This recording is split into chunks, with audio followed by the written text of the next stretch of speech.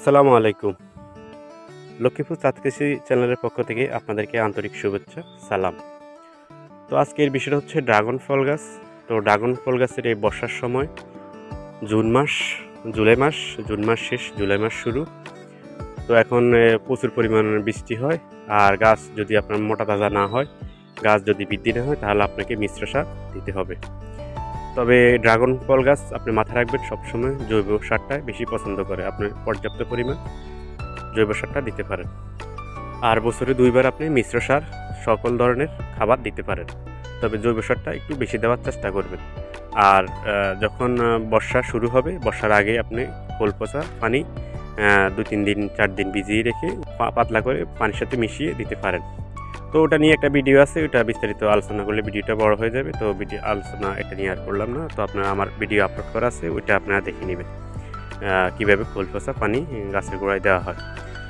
তো আপনারা এখন গাছের আরেকটা ফুল আসে না অনেকে বলে। তো ফুল না আসার কারণ হচ্ছে আপনি যদি মাসে অন্তত 15 দিন অন্তর অন্তর গাছে 0050 যেটা সাদা পটাশ নামে পরিচিত, ওইটা আপনি গাছের এসব ডালপালা স্প্রে করলে আপনার ফুল আসার প্রবণতা বেড়ে যাবে।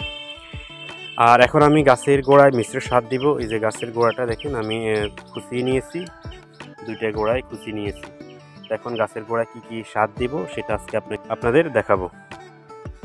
তো আমি নিয়েছি ভিউয়ার্স, দেখেন এখানে এটা হচ্ছে ম্যাগনেসিয়াম সালফেট, এটা হচ্ছে হিউমিক অ্যাসিড। এসব খাবার, যেসব খাবার আমি গাছের গোড়ায় দিব, এসব খাদ্য গ্রহণ করতে সহায়তা করে, দারুণ একটা কাজ করে হিউমিক অ্যাসিড।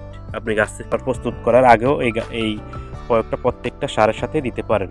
এটা দিলে আপনার এটা বছরে 3 থেকে 4 বার দিতে পারেন, এর বেশিও না।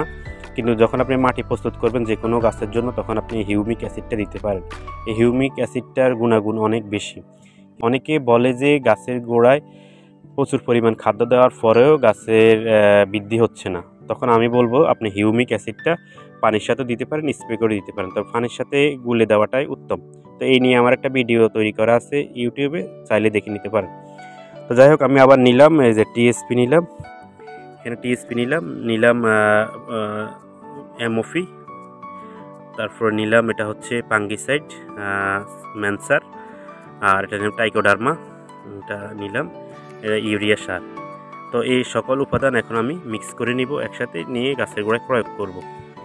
আর পর্যাপ্ত পরিমাণ গোবর, এখানে আমার গোবর প্রায় 10 মুঠের মতো আছে। তো আপনি চাইলে 15 মুঠ দিতে পারেন, 20 মুঠ দিতে পারবেন, এতে কোনো পরিমাণ দেওয়া লাগবে না। তবে এই যেগুলো নিচ্ছি আমি,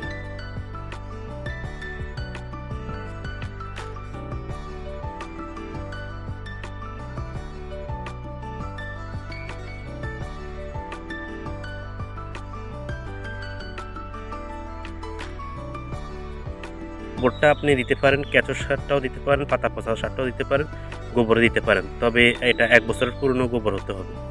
1 বছরের পুরনো গোবর দিতে পারেন, পর্যাপ্ত পরিমাণ দিতে পারেন, এতে কোনো সমস্যা নেই। তো এখন সকল উপাদান আমি মিক্স করে নিব, ভালোভাবে আপনারাও মিক্স করে নেবেন। এভাবে ভালোভাবে মিক্স করে নেবেন যেন একটার সাথে একটা মিশে যায়। তো মিক্স করা হয়ে গেছে, এখন আমি প্রয়োগ করব। প্রতিটি গাছে আমি 3 থেকে 4 মুঠ ব্যবহার করব। তবে এটা দেওয়ার সময় গাছের কিনারা বরাবর দিবেন, গাছের গোড়ায় প্রয়োগ করবেন না, কারণ এটার সাথে রাসায়নিক সার প্রয়োগ দেওয়া আছে। রাসায়নিক সার দিলে আপনি এটা গাছের গোড়ায় ডাইরেক্ট দিতে পারবেন না। তবে এটা দেওয়ার পরে আপনাকে মাটিটা ঢেকে দিতে হবে। ঢেকে দিলাম। তো এখন মাটিতে ময়েশ্চারাইজার আছে, এখন পানি দেওয়ার দরকার নেই। যদি আপনার মাটিটা শুকনো থাকতো তাহলে আমি পানি দিয়ে দিতাম। এখন ময়েশ্চারাইজার আছে, ভিজা ভিজা ভাব আছে, আমি এটার সাথে পানি দিব না। তো করতে হয়, মিশ্র সারটি বছরে 2 বার দিতে পারো, আর নয় 3 মাস 2 মাস পর পরে গাছের গোড়ায় জৈব সার, ভার্মিকম্পোস্ট, পাতা পচা সার অথবা 1 বছর পুরনো গোবর, এসব সার দিতে পারো। এতে গাছ মোটা তাজা হবে এবং গাছে প্রচুর পরিমাণ ফল আসবে। আর ফল আসার জন্য আপনাকে যেটা করতে হবে, সবচেয়ে ভালো হচ্ছে 0050 সাদা 050 বা সালফেট অফ পটাশ, এটা গাছের মধ্যে দেওয়া। এটা 15 দিন অন্তর অন্তর সবসময় দেওয়া। এতে গাছের ফুল ফল আসার প্রবণতা বৃদ্ধি পায়, এবং গাছ যদি ফুল ফলও আসে তখনও দেওয়া লাগে। তখন দিলেও গাছের শক্তি বৃদ্ধি হয়, গাছ ফুল ফল ধরে রাখতে সক্ষম হয়। তো আমি আজকে দেখাবো কিভাবে 0050 বা সালফেট অফ পটাশ দিতে হয়।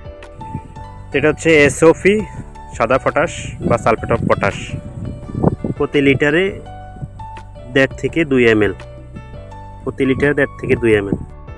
বিকেলবেলা পুরো গাছ ভিজিয়ে দিবেন, ভালোভাবে দিয়ে দিবেন, এতে ফুল আসার প্রবণতা বেড়ে যাবে। ভালো থাকবেন, আল্লাহ হাফেজ।